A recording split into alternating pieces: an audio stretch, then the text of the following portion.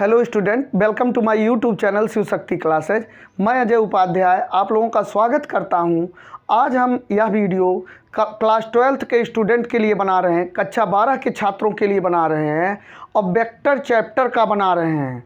और यह वीडियो जो बन रहा है ये यूपी बोर्ड के एग्जामिनेशन को दृष्टिगत रखते हुए बन रहा है।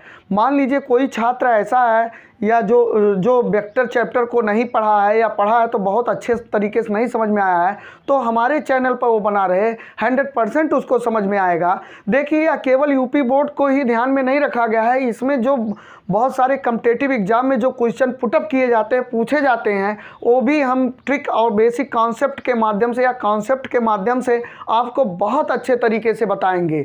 जैसे आपको भविष्य में बीएससी एंट्रेंस एग्जाम में बैठना है, तमाम सारे इंजीनियरिंग एग्जाम में बैठने हैं, बहुत सारे एंट्रेंस एग्जाम में बैठने हैं, तो आप हमारे चैनल पर बने रहिए।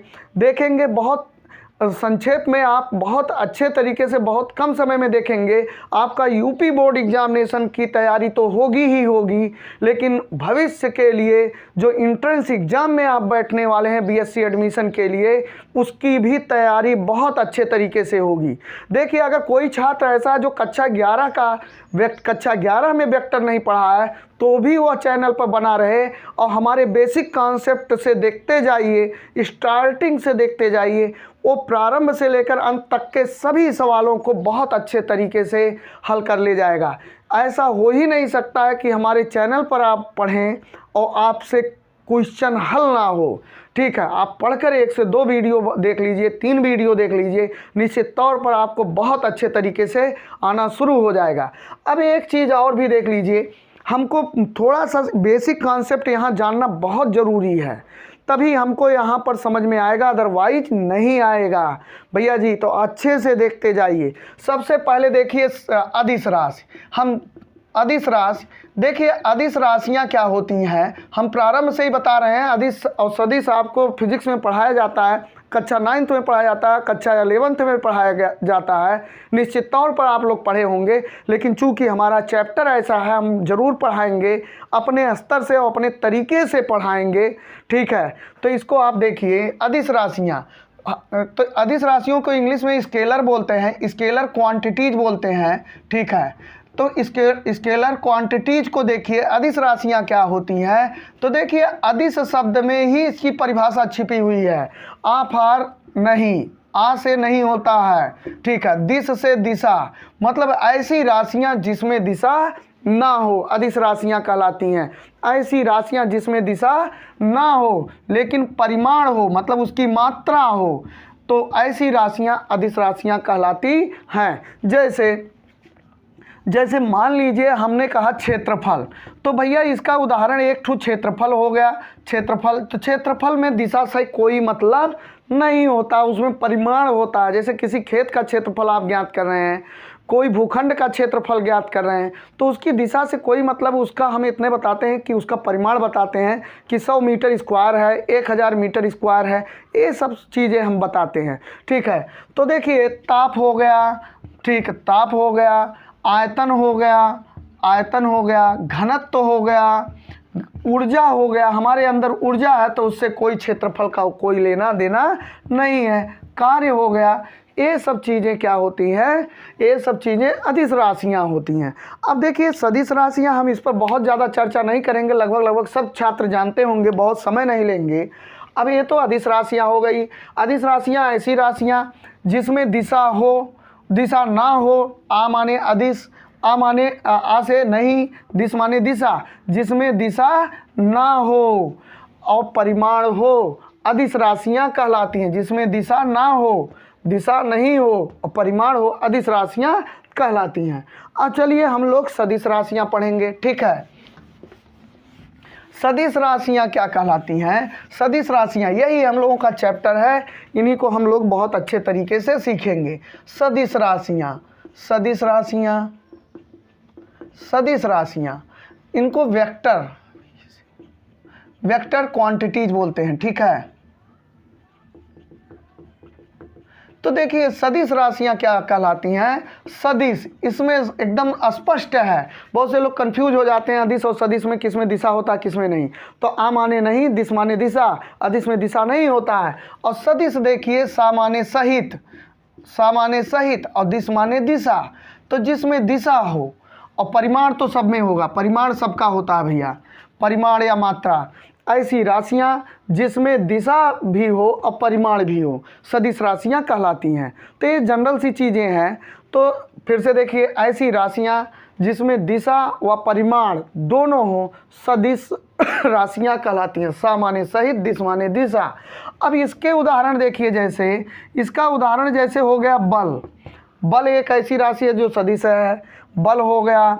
और क्या हो गया, चलिए संवेग हो गया, संवेग भी हो गया। और क्या, वेग हो गया। अच्छा एक चीज़ और देखिए, चाल और वेग तो आप लोग पढ़ लिए होंगे, बहुत बार पढ़ लिए होंगे। चाल एक अदिश राशि है और वेग एक सदिश राशि है, ठीक है। हालांकि सवाल लगाते समय हम लोग अदिश सदिश नहीं, वेग और चाल को सेम मान लेते हैं। क्यों मान लेते हैं, क्योंकि सवाल में, क्वेश्चन में तो केवल परिमाण से मतलब होता है ना, तो उसमें परिमाण से मतलब है तो हम उसमें केवल मान ले लेते हैं। वी को भी वेग से व्यक्त कर देते हैं, चाल को भी वेग से व्यक्त कर देते हैं। लेकिन अगर पूछा जाए चाल कैसी राशि है, तो अदिश राशि है और वेग सदिश राशि है। तो परिमाण बल हो गया, संवेग हो गया, ठीक है, वेग हो गया, विस्थापन, ये सब राशियां देखिए भैया जी, ये सदिश राशियां हैं। अभी एक क्वेश्चन आपसे पूछा जाए, अगर ये पूछा जाए विद्युत धारा कैसी राशि है, विद्युत धारा, विद्युत धारा, चलिए हम पूछ रहे हैं, हम विद्युत धारा कैसी राशि है, सदिश राशि है कि अदिश राशि है। तो देखिए इसमें बहुत से बच्चे ऐसे कहते हैं तो सदिश राशि है। क्यों सदिश राशि है, बहुत से बच्चे कहते हैं, हम नहीं कहते हैं, क्योंकि इसकी दिशा, विद्युत धारा की दिशा जो होती है धन से ऋण की ओर होती है। तो यहाँ तो दिशा हो रहा है। तो भैया जी सदिश, देखिए सदिश, पहली बात तो इनकी कोई एक निश्चित दिशा नहीं, विद्युत धारा तो ऐसे ऐसे ऐसे ऐसे ऐसे घुमा कर चारों ओर चलता है, ठीक है। एक चीज़ तो ये हो गया। तो इसकी कोई पर्टिकुलर दिशा नहीं है, कोई निश्चित दिशा नहीं होती है, ये जैसा पाया उधर घूमते चला गया, ठीक है। तो इस तरीके से यह सदिश राशि नहीं होगी, विद्युत धारा सदिश राशि नहीं होगी। दूसरा चीज़, इसका जो स्टैंडर्ड तरीका होता है ना कि ये सदिश राशि क्यों नहीं है, क्योंकि देखिए ये सदिश नियमों का पालन नहीं करता है। विद्युत धारा जो होता है सदिश योग के नियमों का पालन नहीं करता है। अभी हम सदिश योग आपको पढ़ाए नहीं हैं, एक बार हम चर्चा ज़रूर करेंगे इस पर। आगे जब हम सदिश योग के नियम को सिखाएंगे तो उसमें ज़रूर पढ़ाएंगे। तो आप यहाँ पर देखिए, जो विद्युत धारा है ना भैया, ये विद्युत धारा एक जो है अदिश राशि है। फाइनली इसको समझ जाइए, विद्युत धारा कैसी राशि है, अदिश राशि है। इसकी दिशा तो प्लस से माइनस की ओर होता है, लेकिन कोई ऐसी दिशा नहीं होता, धन और ऋण की दिशा होता है, ठीक है। ये नहीं होता कि पूरब से पश्चिम, उत्तर से दक्षिण, ऊपर से नीचे, या कोई एक पर्टिकुलर दिशा नहीं जाता है, या सदिश योग के नियमों का पालन नहीं करता है, यह एक अदिश राशि होता है इसीलिए, ठीक है। और प्लस से माइनस की ओर के कारण इसको दिशा ही नहीं समझिए, आप दिशा मत मानिए, ठीक है। तो यहाँ पर देखिए, और दूसरा चीज़, एक चीज़ और हम चर्चा में करने वाले हैं, हमने अभी उदाहरण में जानकर नहीं लिखा। देखिए यहाँ पर देखिए द्रव्यमान, ये अक्सर आपको जो कॉम्पिटिटिव एग्जाम में जाएंगे, और ये होता है भार। अब ये पूछा जाए द्रव्यमान और भार कैसी राशि है, द्रव्यमान कैसी राशि है, भार कैसी राशि है। तो देखिए द्रव्यमान जो है एक अदिश राशि है। क्यों अदिश राशि है, इसकी परिभाषा को समझिए। किसी वस्तु में उपस्थित पदार्थ की मात्रा को ही उस वस्तु का द्रव्यमान कहते हैं। किसी वस्तु में उपस्थित पदार्थ की मात्रा को ही उस वस्तु का द्रव्यमान कहते हैं। जैसे ये हमारा मार्कर है, अब इसमें जितना भी प्लास्टिक की मात्रा लगी हुई है वही इसका द्रव्यमान है। तो द्रव्यमान है तो इसमें दिशा से क्या मतलब है भाई, प्लास्टिक की मात्रा लगी हुई है तो इसका दिशा से कोई लेना देना नहीं है। तो यह एक अदिश राशि है, क्योंकि यह पदार्थ की मात्रा को ही केवल बताता है, परिमाण को बताता है, इसका दिशा से कोई लेना देना नहीं है। अब ये भार को इंग्लिश में वेट कहते हैं, द्रव्यमान को मास और भार को वेट। तो भार देखिए कैसा है, वेक्टर है कि स्केलर है, सदिश राशि है कि अदिश राशि है। तो देखिए इसकी भी परिभाषा में ही कौन सी राशि छिपा हुआ है। कैसे? भार को हम कहेंगे किसी वस्तु को पृथ्वी जिस आकर्षण बल से अपनी ओर अपनी ओर खींचती है, आकर्षित करती है, उसे ही वस्तु का भार कहते हैं। फिर से सुनिए, किसी वस्तु को पृथ्वी जिस आकर्षण बल से अपनी ओर बोल दिया, ओर हो गया, दिशा हो गया, निश्चित तौर पर अपनी ओर, तो पृथ्वी वस्तु को हमेशा नीचे की तरफ खींचती है। इसकी एक पर्टिकुलर दिशा है, इसकी एक पर्टिकुलर दिशा हो गया, तो ये क्या हो गया? ये सदिश राशि हो गया। ठीक है, तो भार की परिभाषा यही है। बहुत से लोग भार की परिभाषा भी नहीं जानते हैं। किसी वस्तु को पृथ्वी जिस आकर्षण बल से अपनी ओर खींचती है, उसी आकर्षण बल को वस्तु का भार कहते हैं। तो अपनी ओर शब्द परिभाषा में आ गया, वहाँ पर दिशा जनरेट हो गया। और यहाँ पर क्या है? किसी वस्तु में उपस्थित पदार्थ की मात्रा को ही उस वस्तु का द्रव्यमान कहते हैं। अब चलते हैं हम लोग सदिश। देखिए, सदिश राशि वेक्टर चैप्टर हम लोगों का है, तो हम वेक्टर चैप्टर्स के प्रकार, वेक्टर के प्रकार पढ़ेंगे। तो सदिशों के प्रकार माने टाइप्स ऑफ वेक्टर। ठीक है, टाइप्स ऑफ वेक्टर। देखिए, वेक्टर के प्रकार को खूब अच्छे तरीके से आप समझिए। सबसे पहले देखिए शून्य सदिश। यहाँ पर देखिए शून्य सदिश को जीरो वेक्टर कहते हैं। जीरो वेक्टर, इसको एक चीज़, अच्छा इनको पढ़ने से पहले एक चीज़ और हम पढ़ लेते हैं। इनको पढ़ने से पहले देखिए सदिश को कैसे व्यक्त किया जाता है, डिनोट कैसे किया जाता है, इसको पढ़ते हैं, तब हम प्रकार पढ़ते हैं। देखिए, मान लीजिए एक तार है, सॉरी कोई रेखा है, ऐसे इसकी दिशा हमने बना दिया, या रेखा खंड का लीजिए, ऐसे तीर बना दिया, ए है, मान लीजिए बी है। अब इसकी दिशा ए से बी की ओर हो गई, समझ में आ गया। अब एक चीज़ देखो, जो जहाँ देखिए जो तीर है, और ये जहाँ से प्रारंभ हुआ, यहीं से चलना तो प्रारंभ हुआ, यहाँ तक पहुँचा हुआ है, तो जहाँ से जो इसका प्रारंभिक बिंदु है, जहाँ से प्रारंभ हुआ है, उसको प्रारंभिक बिंदु बोलते हैं। इंग्लिश में इनिशियल पॉइंट बोलते हैं। ठीक है, इनिशियल पॉइंट, पीटी माने पॉइंट, ऐसे शॉर्टकट में पीटी माने पॉइंट लिखा करिए। ठीक है, इनिशियल। और ये जहाँ तक ये पहुँचा, जहाँ तीर है, ये इसका अंतिम बिंदु है। ये आपको जानना बहुत ज़रूरी है, अंतिम बिंदु। इसको टर्मिनल पॉइंट बोलते हैं, टर्मिनल पॉइंट। तो ये देखिए इसके टर्मिनल पॉइंट हो गए। आगे बात समझ में। तो देखिए किसी भी सदिश को ऐसे ही व्यक्त किया जाता है, सदिश रेखा को ए बी, और इसको लिखने का जो तरीका होता है ना, ए बी पर ऐसे तीर लगा दीजिए। आप पीछे पढ़ चुके होंगे, फिजिक्स में निश्चित तौर पर पढ़े होंगे, फिर हाल हम बता दे रहे हैं। ए बी पर, ए से बी की ओर गया है तो ए बी पर ऐसे तीर लगा देंगे, इसका मतलब ए से बी की ओर गया है। इसमें दिशा का पहले इनिशियल पॉइंट लिखा जाता है, फिर टर्मिनल पॉइंट लिखा जाता है। ठीक है, अब देखिए ये तरीका हो गया। अब हम चलते हैं शून्य सदिश पढ़ते हैं। तो पहला बिंदु जहाँ से प्रारंभ होता है, प्रारंभिक बिंदु इनिशियल पॉइंट, और जहाँ तक ये पहुँचा वो अंतिम बिंदु टर्मिनल पॉइंट हो गया। अब यहाँ पर देखिए शून्य सदिश किसे कहते हैं। देखिए, जब तक आप सदिशों के प्रकार नहीं पढ़ेंगे तब तक ये चैप्टर अच्छे से नहीं आना है आपको समझ में। ठीक है, बहुत अच्छे तरीके से पढ़ लीजिए। हम बताते जा रहे हैं, कंटिन्यू बताते जा रहे हैं, और बहुत कम समय में ज़्यादा बताते जाएंगे। फिलहाल अभी आपको पहला वीडियो बहुत थोड़ा सा इत्मीनान से पढ़ना होगा, उसके बेसिक कॉन्सेप्ट को बहुत अच्छे तरीके से समझना होगा। तो शून्य सदिश क्या कहलाता है? देखिए कोई सदिश, देखिए सदिश में दो पॉइंट होते हैं हमेशा, आप जान लीजिए। एक देखिए, एक इनिशियल पॉइंट होता है, प्रारंभिक पॉइंट।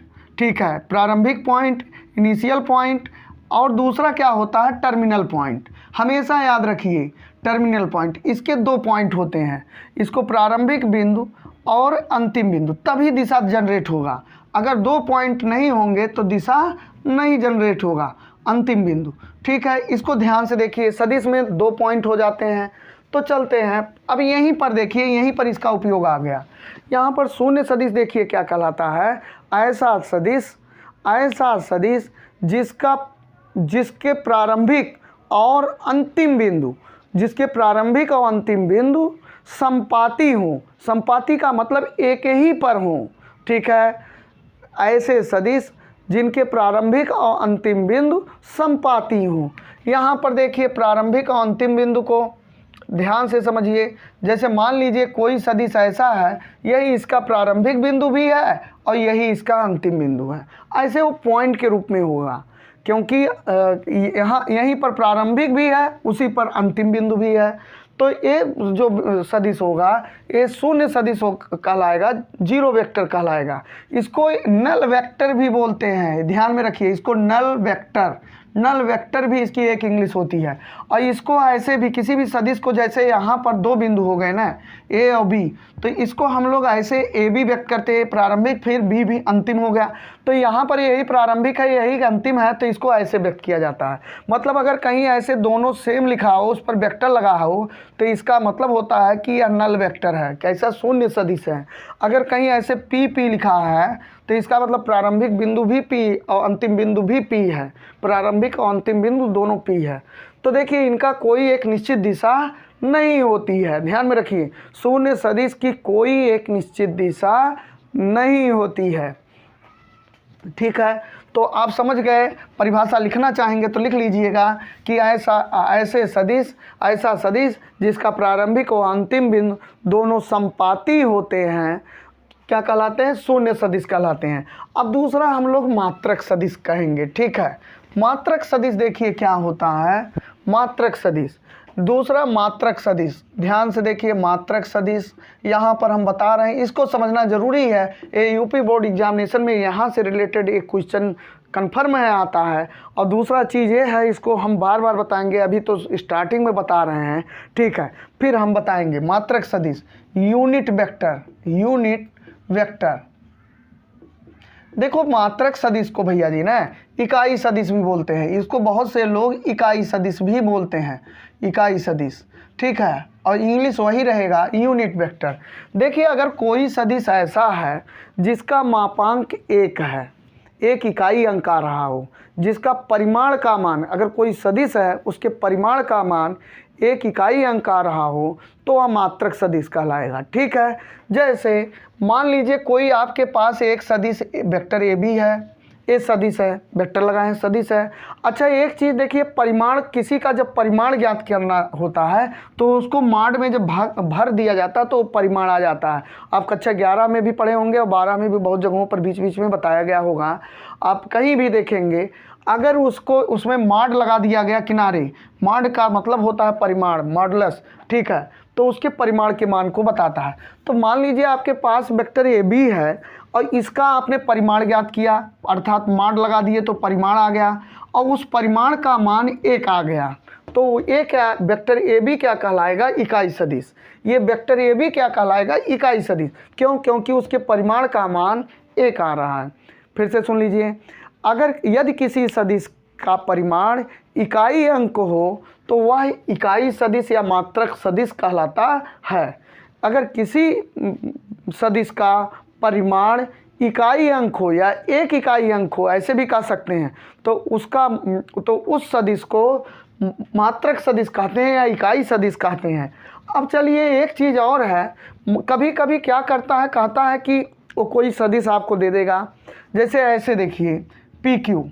अच्छा इकाई सदिश को व्यक्त कैसे करते हैं इसको भी हम समझ लेते हैं। जैसे ए बी एक इकाई सदिश है तो इसको हम वेक्टर ए बी के ऊपर कैप लगा देते हैं, ए कैप से। ऐसे मान लीजिए कोई सदिश है वेक्टर ए, अब इसके इकाई सदिश के ऊपर हम क्या लगा देंगे, कैप लगा देंगे, तो इसका मतलब ए इकाई सदिश कहलाया। ठीक, अभी आप देखते जाइए, अभी आपको समझ में आ जाएगा। ठीक, अब यहाँ पर देखिए, मान लीजिए कोई वेक्टर ए दिया है, कोई वेक्टर ए का मान ऐसे क्वेश्चन में दिया रहेगा और कहेगा इसके इकाई का मान ज्ञात कीजिए, माने इसको ऐसा वेक्टर बना दीजिए जिससे उसका परिमाण ज्ञात करें तो एक इकाई अंक आ जाए। तो इसको देखिए निकालने का तरीका क्या होता है, ऐसे लिखिए वेक्टर ए कैप और ऐसे लिख देंगे, इसके ऊपर कैप लगा देंगे क्योंकि अभी इकाई बनने जा रहा है, vector A upon mod vector A. तो ये देखिए इकाई का ऐसे ही सूत्र होता है, किसी भी सदिश को इकाई के रूप में इस सूत्र के द्वारा बनाया जा सकता है। जैसे मान लीजिए कोई वेक्टर पी क्यू है, अब इसका परिमाण तो इकाई अंक नहीं आ रहा है, ध्यान से सुनिए, अब इसको समझ लीजिए अच्छे से। कोई वेक्टर पी क्यू है, अब उसका मॉडुलस हम निकाल रहे हैं लेकिन इकाई नहीं आ रहा है, लेकिन अब इसको ऐसे बनाना है कि इसका मापांक क्या आए, इस पी क्यू को ऐसा बना दीजिए कि उसका मापांक इकाई अंक आ जाए, मतलब उसका मॉड जब हम ज्ञात करें तो एक इकाई आए।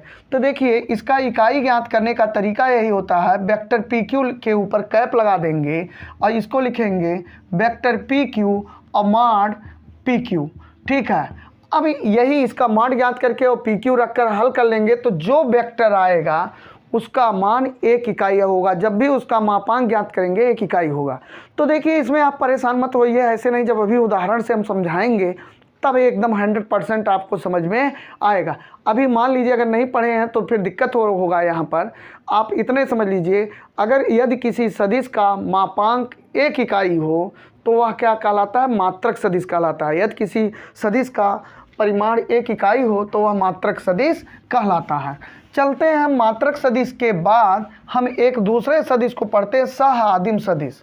यहाँ पर देखिए सह आदिम सदिश, तीसरा है सह आदिम सदिश। सह आदिम सदिश, हालांकि इसका उपयोग आप कॉम्पिटिटिव एग्जामों में कर सकते हैं। हमको नहीं लगता कि आपके यूपी बोर्ड में आएगा, लेकिन अब चूंकि सदिशों के प्रकार पढ़ा रहे हैं, सबकी उपयोगिता है, एक इसको भी बता दे रहे हैं, एक इसको क्यों छोड़ दें, सह आदिम सदिश। लेकिन ये पूछा जाता है कॉम्पिटिटिव एग्जामों में, तो देखिए इसको जानना भी जरूरी है। कोइनिशियल वेक्टर, तो कुछ करना नहीं, ज़्यादा नहीं है इसमें। मान लीजिए, ठीक है, 2 या 2 से अधिक सदिश इस प्रकार से हैं, 2 या 2 से अधिक सदिश इस प्रकार से हैं, उनका प्रारंभिक बिंदु एक ही है, तो इस प्रकार के सदिश क्या कहलाते हैं? सह आदिम सदिश कहलाते हैं, कोइनिशियल वेक्टर कहलाते हैं। मान लीजिए 2 सदिश इस प्रकार से हैं, 2 या 2 से अधिक सदिश इस प्रकार से हैं, ठीक है, जिनका प्रारंभिक बिंदु एक ही बिंदु है, जिनका इनिशियल पॉइंट सबका एक ही बिंदु है, वो क्या कहलाते हैं? सह आदिम सदिश कहलाते हैं। देखिए जैसे मान लीजिए एक बिंदु है, ओ है, अब यहाँ से ए भी निकला, ओ ए, और यहाँ से ए भी निकला, बी निकला। अभी देखा जाए तो इसका प्रारंभिक बिंदु एक सदिश ओ ए बना, तो इसका भी प्रारंभिक बिंदु ओ हो गया, और ओ बी बना, ओ बी का भी प्रारंभिक बिंदु ओ ही हुआ, ऐसे ओ सी हो गया, ठीक है, ओ डी हो गया। इन सबके प्रारंभिक बिंदु क्या है? एक ही है, ठीक है, इसको अच्छे से समझ लीजिए, ठीक है, ओ सी। तो देखिए इन सबके प्रारंभिक बिंदु एक ही हैं, तो 2 या 2 से अधिक ऐसे सदिश जिनके प्रारंभिक बिंदु मतलब इनिशियल पॉइंट एक ही बिंदु हो, सबके इनिशियल पॉइंट उभयनिष्ठ हों, क्या कहलाते हैं? सह आदिम सदिश कहलाते हैं। तो देखिए ऐसे को समझने के लिए हम एक उदाहरण लेते हैं और एक चतुर्भुज बनाते हैं, एक पैरालेलोग्राम बनाते हैं। ऐसे हमने एक पैरालेलोग्राम बना दिया, चतुर्भुज बना दिया ए बी सी डी, और इनको एक दिशा दे दिया, इनकी दिशा इधर हो गई, इनकी दिशा इधर, इनकी दिशा इधर, इनकी दिशा इधर हो गई। अब इसमें पूछे कि इस चतुर्भुज में सह आदिम सदिश को कौन सी 2 भुजाएं व्यक्त कर रही हैं? तो यहाँ पर देखिए, अगर ध्यान से देखेंगे तो यह एक ऐसा बिंदु है, देखिए इस सदिश का भी प्रारंभिक बिंदु ए है और इस सदिश का प्रारंभिक बिंदु ए है। देखिए वेक्टर ए बी को यहाँ पर देखिए, वेक्टर ए डी को यहाँ पर देखिए, दोनों के प्रारंभिक बिंदु ए ही है, एक इनिशियल पॉइंट बिंदु ए है, इनिशियल पॉइंट ए है, तो यह सह आदिम सदिश होगा, क्योंकि अगर 2 सदिश हैं उनके इनिशियल पॉइंट कॉमन है, एक ही बिंदु है दोनों सदिशों के प्रारंभिक बिंदु, तो वह सह आदिम सदिश होगा। मतलब ए बी भी और ए डी, देखिए ए पहले है, ए पहले है, पहले इनिशियल पॉइंट होता है, फिर terminal point, initial point terminal point, तो ये दोनों क्या हो गए? सह आदिम हो गए, सह आदिम सदिश, को इनिशियल वेक्टर हो गए, ठीक है, सह आदिम सदिश हो गए, सह आदिम सदिश हो गए, ठीक है, लिख लीजिएगा इसको, कोई दिक्कत नहीं। अब हम चलते हैं, हम चौथा टाइप का पढ़ेंगे वेक्टर।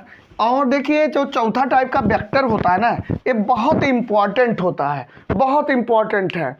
ये यूपी बोर्ड एग्जामिनेशन में निश्चित तौर पर हिट करेगा। आप जिस भी एंट्रेंस एग्जाम में बैठोगे उसमें भी इससे रिलेटेड क्वेश्चन आएंगे, आप किसी भी इंजीनियरिंग में बैठ जाइए वहाँ भी आएंगे। तो देखिए आपका बहुत अच्छे तरीके से हम बता रहे हैं। ये चौथा नंबर जो होगा, ये समान संरेख लिख लेते हैं, संरेख सदिश को कोलिनियर, ठीक है, कोलिनियर वेक्टर। और देखिए अथवा इसी को हम लोग जो है समांतर सदिश भी बोलते हैं, समांतर सदिश की इंग्लिश जो होता है पैरालेल, ठीक है, पैरालेल।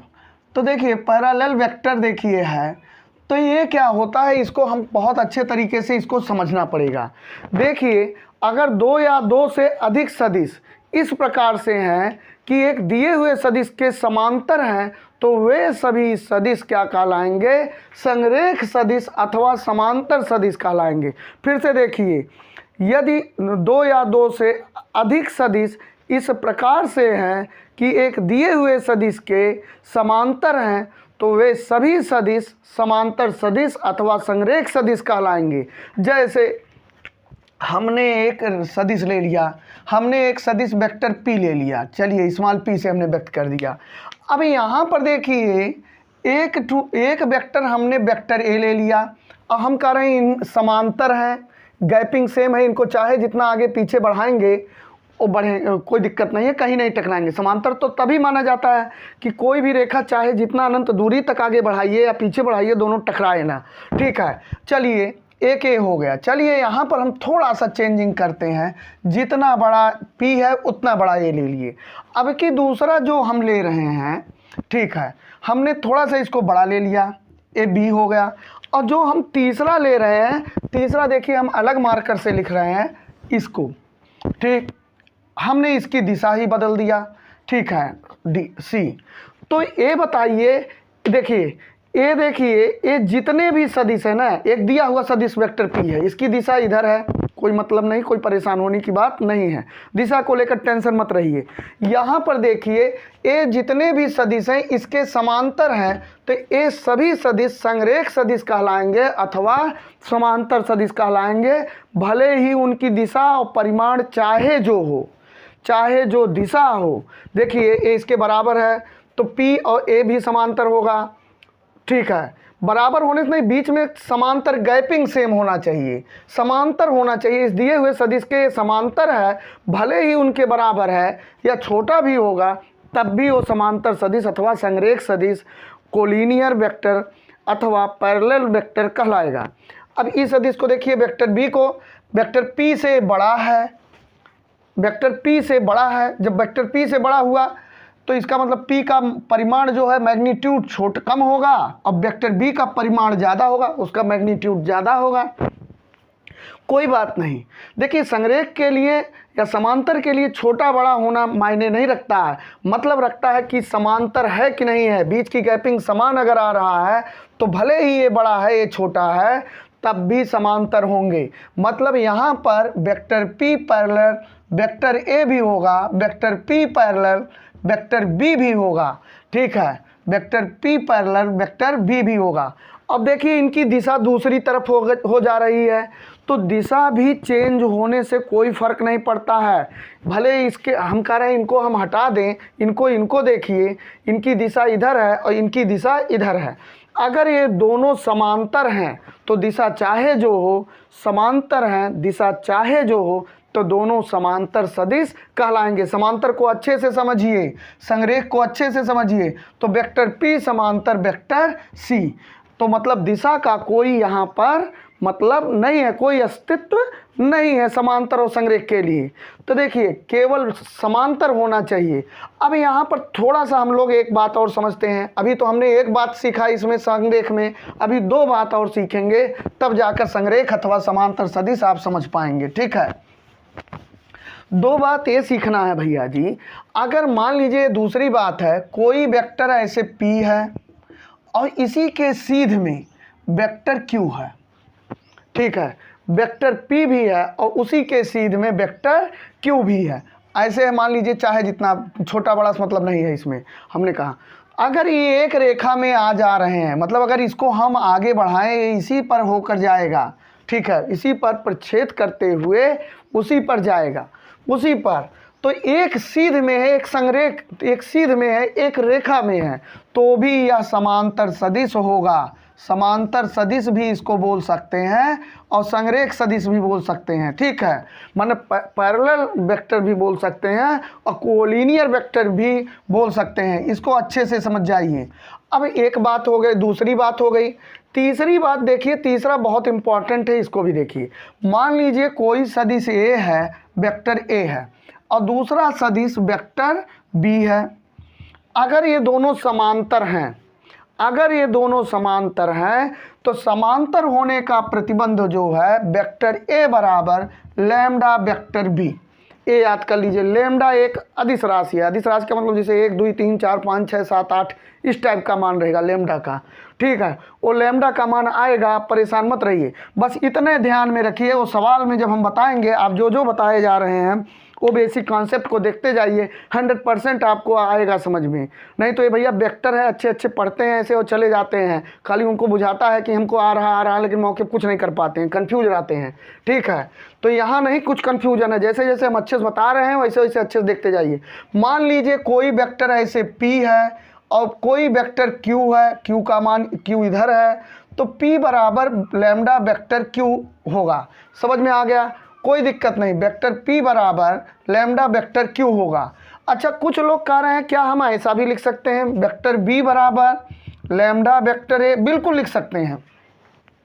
चाहे वेक्टर A बराबर लैम्डा वेक्टर B लिखिए, चाहे वेक्टर वेक्टर A बराबर लैम्डा वेक्टर B लिखिए, चाहे वेक्टर B बराबर लैम्डा वेक्टर A लिखिए, कोई दिक्कत नहीं, ठीक है। अगर ऐसा हो गया तो दोनों समांतर होंगे, इस पर रिलेटेड क्वेश्चन आते हैं। यहाँ पर भी देखिए P और Q है, तो इसको हम निश्चित तौर पर समांतर अथवा संरेख के शर्त में लिख सकते हैं लैम्डा वेक्टर Q। अब देखिए ये आपको आ गया, हमको लगता है अच्छे से समझ में आ गया, कोई दिक्कत नहीं है, ठीक है। तो हम लोग चलते हैं। अच्छा, एक चीज़ और सीख लेते हैं। मान लीजिए एक वेक्टरवा है, उसी पर जा रहा है। मान लीजिए ये वेक्टर A है, ठीक, और दूसरा वेक्टर भी इसी को धारण किए हुए इसी पर जा रहा है, वेक्टर B है, तो भी देखिए संरेख और समांतर होंगे। हमेशा याद रखिए, ये वेक्टर A भी उसी पर जा रहा है, उसी पर वेक्टर B भी जा रहा है, तो उसको समांतर अथवा संरेख सदिश कहेंगे। समांतर इसलिए कहेंगे कि दोनों की गैपिंग 0 0 है। प्रत्येक जगह पर दोनों वेक्टरों की गैपिंग क्या हो जाएगा, 0 0 हो जाएगा, ठीक है। यहाँ सीधा लग रहा है तो मिटा दिए, पीछे टेढ़ा था, तो दोनों की गैपिंग, ये ब्लैक वाला भी इसी पर है और रेड वाला भी इसी पर है, तो दोनों के बीच की गैपिंग समांतर हो जाएगा। 0 0 है तो समान अंतर हो गया, समांतर का मतलब समान अंतर, तो समांतर सदिश कहलाएगा। उसी को आप संरेख सदिश कह सकते हैं। संरेख तो पढ़े ही हैं, संरेख तो दिख भी रहा है। तो देखिए अब कोई दिक्कत नहीं। अब हम लोग चलते हैं, एक पढ़ते हैं 5वां नंबर समान सदिश, ठीक है।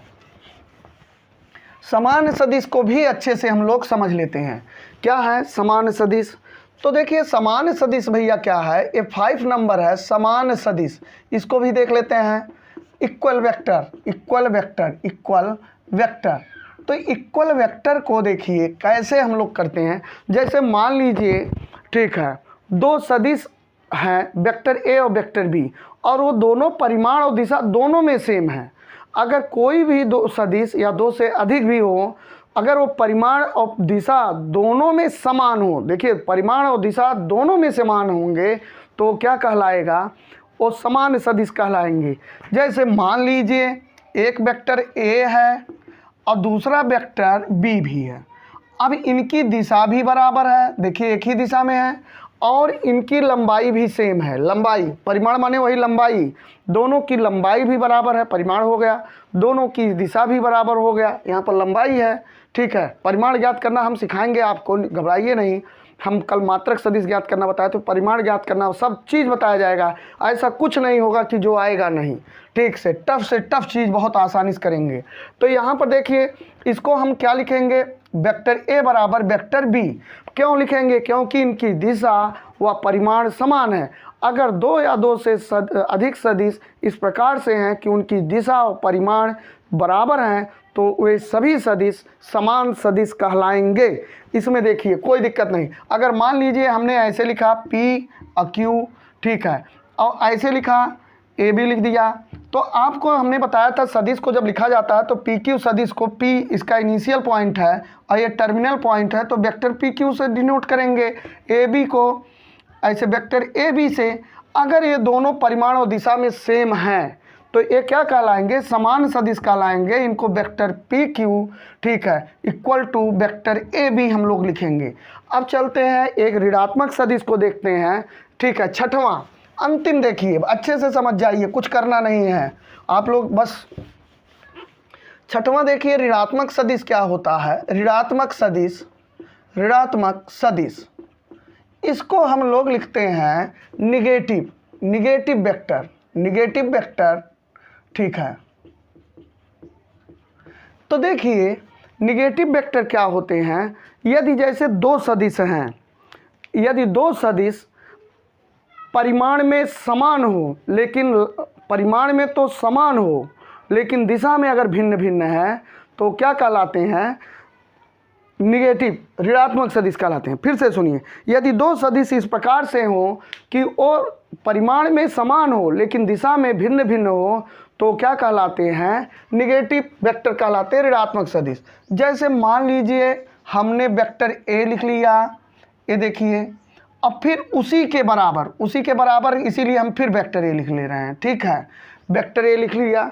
अब ये दोनों क्या हैं, इनकी देखिए वेक्टर ए लिखा है तो निश्चित तौर पर इनकी दिशा समान हो गई और ए के फॉर्म में है, ठीक, सॉरी दिशा ए नहीं, वेक्टर ए लिखा है तो इनके परिमाण समान हो गए, लेकिन इनकी दिशा देखिए इधर है और इनकी दिशा देखिए इधर है, इनकी दिशा इधर है, इनकी दिशा इधर है।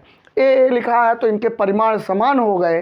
तो देखिए, तो अगर ऐसे कोई दो वेक्टर हैं जिनके परिमाण समान हो लेकिन दिशा क्या हो, भिन्न भिन्न हो, उनको क्या कहते हैं, ऋणात्मक सदिश कहते हैं। और इनको ऐसे लिखा जाता है वेक्टर ए बराबर माइनस वेक्टर ए, ठीक है। इसको देखिए भाई, इसकी देखिए दिशा इधर है, इनकी दिशा इधर है, परिमाण समान है, ये दिशा उल्टा कर दीजिए, माइनस लगा दीजिए, कहीं भी एक में चाहे इसमें लगाइए चाहे इसमें लगाइए। मान लीजिए एक सदिश ऐसे है, ए बी है, चलिए दूसरा भी सदिश ऐसे है लेकिन इनकी दिशा इधर है, ठीक। ए भी क्या है, ए भी देखिए ए बी है। अब इनकी देखिए ए से बी की तरफ इधर ए जा रहे हैं और ए से बी की तरफ ने बी से ए की तरफ आ रहा है, तो इनकी दिशा इधर है और इनकी दिशा इधर है, तो इनकी दिशा भिन्न भिन्न हो गई।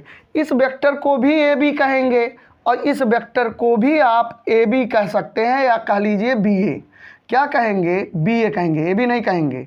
सबसे पहले तो इनिशियल पॉइंट हम लोग लिखेंगे ना, तो इन्हीं से बी ए लिखेंगे। तो देखिए ये दोनों एक दूसरे के क्या कहलाएंगे, ऋणात्मक सदिश कहलाएंगे। अर्थात ऐसे हम लोग लिखेंगे वेक्टर ए बी बराबर माइनस वेक्टर बी ए, ठीक है, क्योंकि इनकी जो है इनके परिमाण सेम है लेकिन दिशा भिन्न भिन्न है, तो ऐसे माइनस लगा देंगे। अच्छा एक चीज़ और है, कहीं भी अगर ऐसे थोड़ा सा प्रैक्टिस कर लेते हैं क्योंकि इसकी बहुत ज़्यादा ज़रूरत पड़ेगी, ठीक है। जैसे मान लीजिए ऐसे कहीं लिखा है वेक्टर पी क्यू, तो इसको हम लोग देखिए इनिशियल पॉइंट है और ये टर्मिनल पॉइंट है। अगर इनको आगे लिख दें, इनको पीछे लिख दें तो लिख सकते हैं, तो लिख देंगे, लेकिन ये जो है सामने माइनस लगाना पड़ेगा क्योंकि देखिए परिमाण तो वही है, पी क्यू परिमाण है, परिमाण तो सेम होगा लेकिन इनकी दिशा दूसरी है। ये यहाँ देखिए उल्टा हो गया है, इसका टर्मिनल पॉइंट जो है आगे है यहाँ पर, तो यहाँ पर ऋण लग जाएगा, ठीक है। ऐसे आप प्रैक्टिस कर लीजिए। कहीं ए बी लिखा है तो ऐसे दिमाग में बैठा लीजिए, सेट कर लीजिए और कोई दिक्कत नहीं। कहीं ए बी लिखा है तो इनको हम क्या लिखेंगे, माइनस वेक्टर बी ए। अच्छा कहीं सी डी लिखा है तो इनको क्या लिखेंगे, माइनस वेक्टर सी डी। अच्छा एक चीज़ और है, मान लीजिए यमयन कहीं लिखा, माइनस यमयन लिखा है, वेक्टर यमयन, तो देखिए इनको भी उल्टा करके आप लिख लीजिए, यन एम लिख लीजिए, यमयन लिखा है और यहाँ माइनस था तो उसका उल्टा प्लस लगा देंगे, ठीक है। जैसे कहीं सी माइनस सी आर लिखा है तो इसको हम माइनस हटा देंगे, उल्टा लिख सकते हैं आर सी। इस टाइप से लिखने आपको आना चाहिए। कोई चीज़ अगर ऐसे है उल्टा कर रहे हैं तो चिन्ह तुरंत बदल देना है, बस यही चीज़। जैसे ए बी है, बी ए लिख रहे हैं तो इसके सामने प्लस था तो यहाँ माइनस लगा देंगे। यहाँ देखिए एम एन है, माइनस एम एन है, एन को आगे कर लिए एम को पीछे, तो इनका चिन्ह क्या है, माइनस, तो उल्टा करके आप प्लस लिख दीजिए। तो ये प्रैक्टिस आपको होना चाहिए। तो देखिए आज के लिए हमारा यह वीडियो इतना ही है और जस्ट हम नए वीडियो को लेकर बहुत जल्द आएंगे और उसमें हम कंपोनेंट्स ऑफ वेक्टर और बहुत सारी चीज़ बताएंगे। जब वही कुछ चीज़ बताकर संभवतः अगले ही वीडियो में हमारा प्रश्नावली प्रारंभ हो जाएगा और उसी में हम लोग न्यूमेरिकल लगाना शुरू कर देंगे। उसके बाद हम लोग लगातार लगाते चले जाएंगे। अगर वेक्टर अच्छे से समझ में आ गया तो 3D भी आपको समझ में आएगा, त्रिविमीय ज्यामिति भी समझ में आएगा। अगर वेक्टर नहीं समझ में आया भैया ना तो वो भी नहीं आएगा, कतई नहीं आएगा। हम बता दे रहे हैं, हमारा अनुभव है, हम बोल रहे हैं, ठीक है, उस अनुभव बोल रहा है। तो यहाँ पर देखिए, अगर आपको समझ में आया है तो आप हमारे वीडियो को लाइक करिए, सब्सक्राइब करिए, शेयर करिए और निश्चित तौर पर पढ़िए। आप ऐसे वॉच करते चले जाइए, तब भी आपको आ जाएगा। नहीं भी नोट करेंगे तब भी आ जाएगा, ठीक है। जहाँ सवाल लगाना होगा वहाँ सवाल लगाइएगा, ठीक। तो आज के लिए हमारा वीडियो इतना ही, मिलते हैं बहुत जल्द, धन्यवाद।